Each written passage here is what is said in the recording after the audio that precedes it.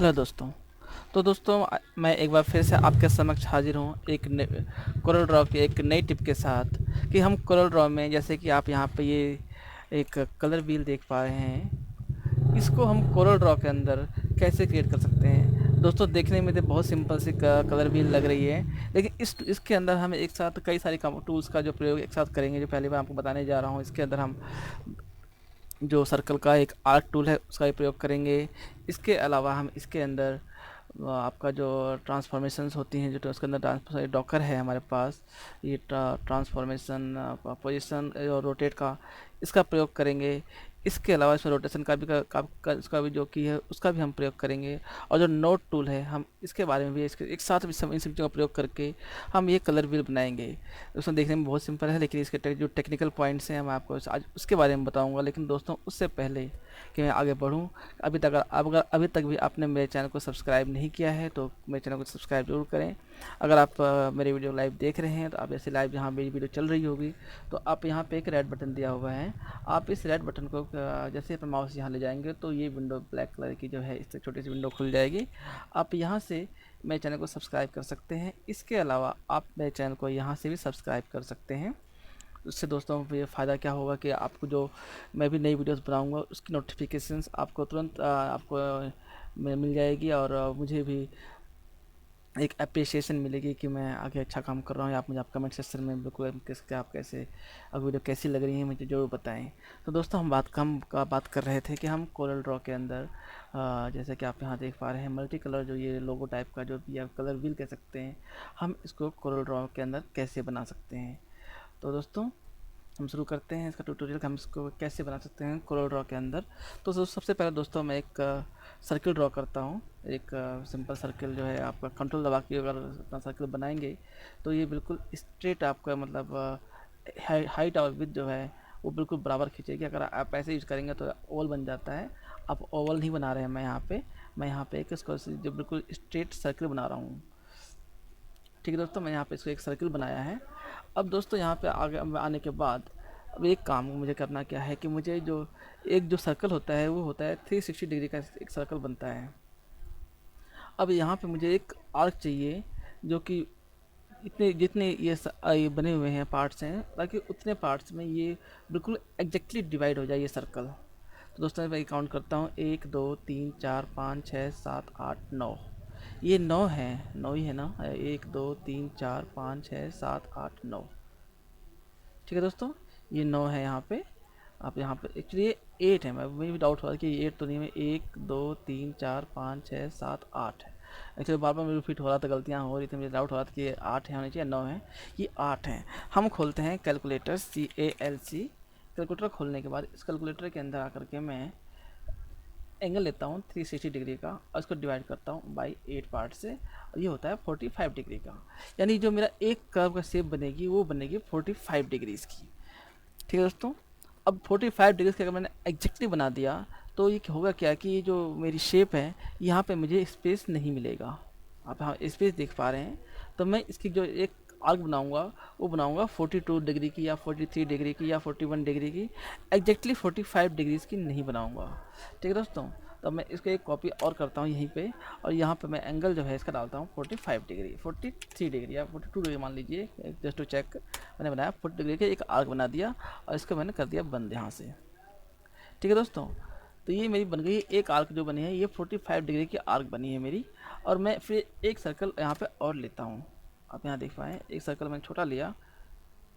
ठीक है दोस्तों, अब इस आर्क को लेने के बाद मैं यहाँ पे इसको करता हूँ, अरेंज में गया और object convert to outline to object. इससे क्या होगा कि मैं जो एक अब मैं जो कर्व्स हैं इन नोट्स को मैं सेलेक्ट कर सकता हूँ, और इसको मैं सीधे सीधे स्ट्रेट कर देता हूँ। यहाँ बहुत सारी नोट बन गई मेरी, बहुत सारी नोट बन रही है यहाँ पे। तो इनको अब मैं नोट सेलेक्ट, अभी तो पहले क्या था, अगर सर्किल होगा सर्किल में मैं आप सिर्फ इसकी एक नोट को सेलेक्ट कर पाएंगे। ये देखिए सिर्फ एक नोट सेलेक्ट होती है और वो भी अलग से होती है। आपको अगर पूरी जितने इसको अपने हिसाब से मॉडिफाई करना है तो आपको इसको अरेंज ऑर्डर में जाके कन्वर्ट टू कर्व करना पड़ता है। जैसे यहाँ पर आउटलाइन टू ऑब्जेक्ट करना पड़ता है, कन्वर्ट, सॉरी गलती कर दी मैंने यहाँ पे। इसको अंडू करता हूँ वापस एक बार, और इसको मुझे करना है अरेंज कन्वर्ट टू कर्व, ना कि outline to object. Outline to object क्या है दोस्तों, मैं आपको ये बता देता हूँ। यहाँ पे जैसे लाइन खींच रखी है मैंने, यहाँ पे लाइन की विड्थ है मेरी 6 मैं 10 पीटी कर दूँ तो अभी ये लाइन है। अगर मैं इसको अरेंज टू ऑब्जेक्ट कर दूंगा तो ये क्या होगा कि ये की शेप बन जाएगी। ये देखिए अब ये शेप बन गई है। तो मुझे शेप नहीं बनाना, मुझे लाइन चाहिए। मैंने इसको अरेंज कन्वर्ट टू कर्व कर दिया तो अब यहाँ पे लाइन बन गई। इसमें 3 नोड शो करेगा। ठीक है दोस्तों, तो यहाँ आने के बाद मैं इसको लेता हूँ, यहाँ से इससे नोड करता हूँ ब्रेक अपार्ट, यानी कर्व को जो एक नोड है उसको ब्रेक करते हैं। हम दोनों ब्रेक कर लेते हैं, जैसे यहाँ से भी और यहाँ से भी ब्रेक, ये ब्रेक कर्व। ठीक है दोस्तों, तो अब क्या होगा कि ये जो मेरा बीच का हिस्सा सेगमेंट है वो सेगमेंट बिल्कुल एक अभी ब्रेक कर्व नहीं किया मैंने। अभी लाइन को मुझे ब्रेक अपार्ट करना है, यहाँ से ब्रेक अपार्ट। आप यहाँ दोस्तों एक चीज़ समझें कि लाइन को ब्रेक अपार्ट का मतलब क्या है। यहाँ मैंने ये मेरी लाइन है, ये मैंने बीच में एक नोट डाला और इस नोट को मैंने यहाँ से किया ब्रेक अपार्ट और इसके बाद मैंने ये बटन दबाया। आप मैं इससे पहले मैंने दोस्तों यहाँ पे इस के बाद मैंने स्पेस दबाया। स्पेस से क्या होता है कि जब हमारा लास्ट टूल सेलेक्टेड होता है वो एक्टिवेट हो जाता है। लास्ट मेरा पिकर टूल सेलेक्टेड था तो मैं स्पेस जैसे दबाऊंगा तो मेरा पिकर टूल अपने आप एक्टिवेट हो जाएगा स्पेस दबाने के साथ ही। और इसके बाद मैं यहाँ से इसे ब्रेक अपार्ट कर दूंगा और अपार्ट करने के बाद अब देखिए ये नोड मेरी अलग हो गई और ये नोड अलग हो गई। तो ये था मेरा जो मैंने अभी आपको ब्रेक अपार्ट किया है। ब्रेक अपार्ट करने के बाद दोस्तों अभी क्या होगा, अभी एक मेरी शेप ये अलग है और वो शेप एक अलग है। ठीक है दोस्तों, अब हम आते हैं अगले सेक्शन पे कि मुझे एक यहाँ पे कर्व चाहिए जो इसकी शेप बनाएगी। तो मैं इसको डिलीट कर देता हूँ, इसकी ज़रूरत नहीं है क्योंकि मुझे ये दोनों शेप जो ये शेप कर्व आ रही है और ये कर्व आ रही है, हम एक ही कर्व को यूज करेंगे। तो मैं एक नोट यहाँ से डिलीट कर देता हूँ और इसको लेके आता हूँ इस एज पे। ठीक है दोस्तों, अब लाने के बाद मैं आप देखिए सर इसमें मैंने पूरे कई सारे टूल्स का प्रयोग कर रहा हूँ। आपको एक साथ अभी तक मैंने जो सारी जो मेरे ट्यूटोरियल्स थे वो मैंने वो बनाए थे कि उसमें एक टूल के बारे में स्पेसिफिकली बताया था मैंने आपको। लेकिन इस ट्यूटोरियल में मैं आपको एक साथ कई टूल्स के बारे में बताने जा रहा हूँ। आप प्रॉपर्ली देखिए और इसकी प्रैक्टिस करिए कि इसको अपने हिसाब से कैसे बना सकते हैं। तो दोस्तों तो इसके बाद मैंने इसको लिया और इसको ये आपका है कर्व। एक पहला टूल है ये कर्व को स्ट्रेट लाइन में करता है और जो दूसरा टूल है ये आपको स्ट्रेट लाइन को कर्व बनाता है। इसको मैं क्लिक करता हूँ। इसको क्लिक करने के बाद अब मैं बीच में रख करके इसके देखिए, अब इसको करने से ये इफेक्ट आता है। देखा दोस्तों आपने, यहाँ पे ये इफेक्ट आता है और इसको मैं पकड़ के थोड़ा सा सॉरी एक नोट पकड़ेंगे। आपको दोनों पे सेलेक्टेड है तो पूरी लाइन मूव करेगी। आपको एक नोट सेलेक्ट करेंगे तो सिर्फ एक लाइन मूव करेगी और इसके बाद इसको हम थोड़ा सा शेप देते हैं जो शेप यहाँ बनी हुई है हमारी। ठीक है दोस्तों, ये शेप आ गई। इसके बाद आने के बाद तो दोस्तों यहाँ पे कर्व करने के लिए हम यहाँ पे F10 टूल दबा करके इसको हम कर्व करते हैं यहाँ से। अब इसके बाद यहाँ जब एक कर्व बन गई हमारी तो इसी की हम कॉपी करते हैं। कीबोर्ड पे आप जो प्लस साइन है उसको क्लिक करेंगे तो उसके एक वहीं के वहीं कोरल ड्रॉ के अंदर एक कॉपी बन जाती है। जैसे कि आप यहाँ मैंने प्लस साइन दबाया और दबाने के साथ ही यहाँ पे एक कॉपी आप देखें इसकी डुप्लीकेट वो बन जाती है। और इसके बाद क्या है कि मैं इस पर दोबारा एक बार और क्लिक करूँगा।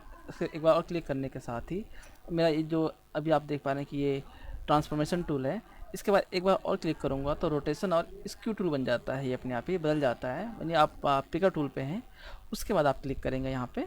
इसका क्लिक करने के बाद मैं इसको यहाँ से मूव करता हूँ और जो मेरा सिलेक्शन है यहाँ ला कर ड्रॉप कर देता हूँ और इसके बाद फिर मैं इसको रोटेट करता हूँ जितना मुझे एंगल चाहिए। मान लीजिए मुझे यहाँ तक चाहिए, मैं इसको यहाँ तक रोटेट कर देता हूँ। मुझे यहाँ तक एक्चुअली यहाँ तक नहीं चाहिए, मुझे चाहिए यहाँ पे एक मिनट जिसका मैंने आपको भी बनाया था, जो कर्व बनाया था मैंने, सॉरी गलती की मैंने कर दी कि मैंने 45 डिग्री का जो एंगल यहाँ बनाया था उसको हटा दिया मैंने 41 डिग्री का। मुझे वो नहीं हटाना है। मैं यहाँ पे दोबारा से 45 जो डिग्री वाला एंगल बनाया था मैंने इसको दोबारा बनाऊंगा। इसको कॉपी करता हूँ एक और प्लस को प्लस करके और यहाँ पे 41 डिग्री का एक डाल देता हूँ। ये डाल दिया मैंने और इसको मैंने यहाँ से बंद कर दिया। और इसके बाद जो कि यहाँ से स्टार्ट है मेरा, तो मैं इसको वापस यहाँ लाऊंगा। यहाँ लाकर सेंटर्स करके इसको लाकर मैं यहाँ छोड़ता हूँ इस लाइन के साथ। और इसको है जो दो लाइन में ये वाली है मुझे इसको घुमा करके यहाँ तक लेके आना है इस लाइन के पास तक। तो दोस्तों यहाँ पर एक मेरी कर्व रेडी हो गई है। अब इसके बाद तो चूँकि आज दोस्तों आप यहाँ देख पा रहे हैं थोड़ा सा गैप है तो हम थोड़ा सा मैनुअली मैं इसको थोड़ा सा इसको मैच कर देता हूँ इसके साथ में, लाइन के साथ में। अब ये लाइन मैच हो गई मेरी। इसके बाद मैं इसको जो दोनों कर्व है यहाँ पे दोनों को मैं एक्चुअली ये दोनों कर्व को जो दोनों नोड हैं इनको आपस में दोनों लाइनें हैं, ये चूँकि दोनों लाइनें अलग अलग हैं इनको मैं सेलेक्ट करता हूँ और यहाँ पे एक लाइन है कंबाइन, इससे मैं इसको कंबाइन करता हूँ। इससे कंबाइन करने से क्या होगा कि अब ये दोनों में जो लाइन्स हैं वो दोनों अलग अलग ना होकर जब मैं एक को पकड़ूंगा तो जो मेरी दो लाइनें हैं दोनों लाइनें मेरे एक साथ पकड़ी जाएंगी इसके बाद मैं यहाँ पे नोड टूल है, इसको आकर दोबारा यहाँ सेलेक्ट करूँगा और यहाँ पे इसको यहाँ एक मिनट, आई थिंक ये ऑलरेडी कंबाइंड हैं दोनों नोड्स। यहाँ पे सिर्फ एक ही नोड है, नहीं अलग अलग है। ओके, ये अभी तक कंबाइंड नहीं हुआ है, ये कंबाइंड नहीं हुआ है। इसको हम दोबारा कंबाइन करता हूँ एक बार, और कंबाइन किया, शायद लास्ट टाइम कमांड लग नहीं पाई है। कंबाइन किया मैंने इसको, और इसके बाद यहाँ दोनों नोड सेलेक्ट करूँगा तो ये जो है ये आपका हाईलाइट हो जाएगा। अब इसको मैं यहाँ से दोनों नोड को जोड़ देता हूँ। ठीक है दोस्तों, तो मैंने ये नोड यहाँ पे जोड़ दिया है। अब इसको जोड़ने के बाद अब मैं यहाँ पे क्या करता हूँ कि स्मार्ट फिल टूल है, आप यहाँ देख पा रहे हैं एक स्मार्ट फिल टूल ये है यहाँ पे, इसको लेकर के मैं यहाँ पे कलर डाल रहा हूँ इसके अंदर। तो इससे होगा क्या कि जो इससे मेरा एक बार ये सब अच्छा यहाँ पे भी गड़बड़ है, तो इसके लिए मैं पहले इसको यहाँ से हटाता हूँ, कंट्रोल एक्स कर देता हूँ इस लाइन को, और इसके बाद मैं स्मार्ट फिल टूल का यूज़ करता हूँ। तो ये पूरा पूरा एक शेप जो भी वैसे भरी हुई है वो यहाँ पे अपने आप उसके बाद वहाँ पे फिल हो जाती है। मतलब इस जो स्मार्ट फिल टूल है इसके बारे में मैंने एक स्पेशल ट्यूटोरियल बता चुका हूँ ऑलरेडी कि ये कैसे काम करता है। इसके लिए जरूरी है कि कोई भी शेप जो है वो पूरी की पूरी, जैसे लाइन ले लिया मैंने, तो लाइन यहाँ ड्रॉ कर रहा हूँ, यहाँ लाइन पूरी पूरी भरी होनी चाहिए। इसके भरने के बाद इस टूल से जो जो लाइन पूरी पूरी फिल है वो अपने आप वहाँ पे कलर भर सकते हैं बिना किसी परेशानी के, बहुत इजीली। इसमें आप यहाँ से कलर चूज भी कर सकते हैं, आप कौन सा कलर भर रहे हैं, इसके बारे में आपको ऑलरेडी बता चुका हूँ। तो अब दोस्तों तो अब इसके बाद ये बन गई है, तो मैंने जो यहाँ पे सर्कल कॉपी किया है उसे दोबारा पेस्ट करता हूँ, पेस्ट कर दिया मैंने। अब इसके बाद मैंने इसको सेलेक्ट किया, इसको सेलेक्ट करने के बाद मैं आता हूँ यहाँ पे आपके इसमें जो मैंने आपको बताया था दिस ट्रांसफॉर्मेशन टूल।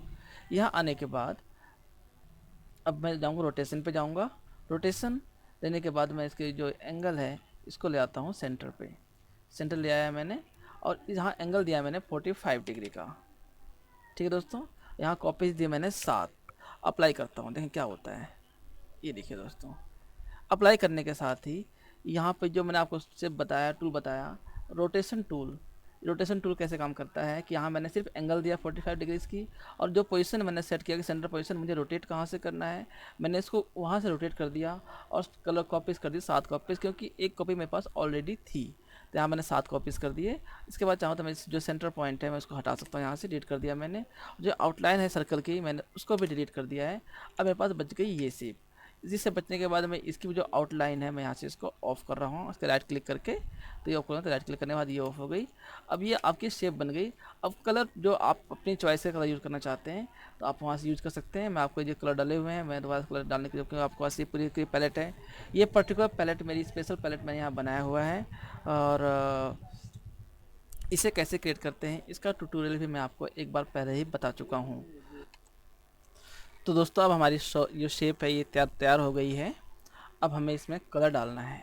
तो कलर डालने के लिए जो दोस्तों, या तो आप मेरी जो मैंने बताया मैंने आपको कि ये कलर पैलेट हम कैसे बनाए हैं, मैंने इसका एक ट्यूटोरियल अगर पिछले अपने वीडियो में ऑलरेडी बताया हुआ है, आप लोग वहाँ से चेक कर सकते हैं।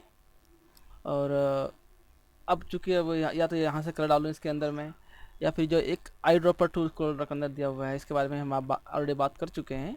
तो इस पर से मैं क्लिक करता हूँ, इसके बाद जो कलर सिलेक्शन है मैं एक करके यहाँ पर क्लिक करो, यहाँ पेस्ट करो, दूसरा यहाँ सिर्फ दबाओ, सिर्फ दबाने के बाद इस पर क्लिक करो, यहाँ पेस्ट करो, और इसको पिक करो।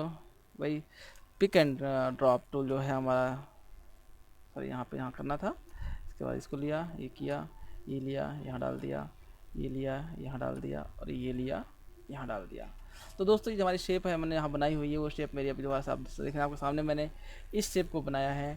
और इस तरीके से आप अपने कोई, बस यहाँ प्रॉब्लम क्या है कि जो आपको बाकी सब बिल्कुल परफेक्ट आएंगी, लेकिन जो लास्ट वाली शेप आपकी बनेगी वो थोड़ी सी आपको आउट दिखाई देगी, तो आप उसको मैनुअली भी ठीक कर सकते हैं। इसी वाली शेप है, ये थोड़ी सी आउट है, आप इसको मैनुअली अपने हिसाब से थोड़ा सा यहाँ पे एक नया नोड ऐड कर दीजिए, एक नोड यहाँ ऐड कर दीजिए बीच में, और बीच को पकड़ कर थोड़ा सा यहाँ ला कर इसको चिपका दीजिए, सो दैट कि आपके बाकी थोड़ा सा आपको कम, तो यहाँ से गैप आप देख पा, थोड़ा सा ज़्यादा लग रहा है, यहाँ कम लग रहा है, थोड़ा सा आप यहाँ गैप थोड़ा सा बढ़ा दीजिए। वो आपकी चॉइस है कि आप इसको कितना कैसे करते हैं लास्ट, ताकि दिखने में और ना दिखाई दे। अब ये पूरा अपने यहाँ पूरा मैच कर जाए। तो दोस्तों ये टिप आज की थी कि हम कोरोड्रॉ के अंदर एक कलर व्हील कैसे बना सकते हैं, और उसका बाकायदा इसमें आपको सारे टूल समझाए हैं। इसके अंदर एक टूल के बारे में हम ऑलरेडी बात कर चुके हैं। और आपको ये वीडियो कैसी लगी मुझे ज़रूर बताएं, और मेरे चैनल को प्लीज़ सब्सक्राइब जरूर करें। और धन्यवाद।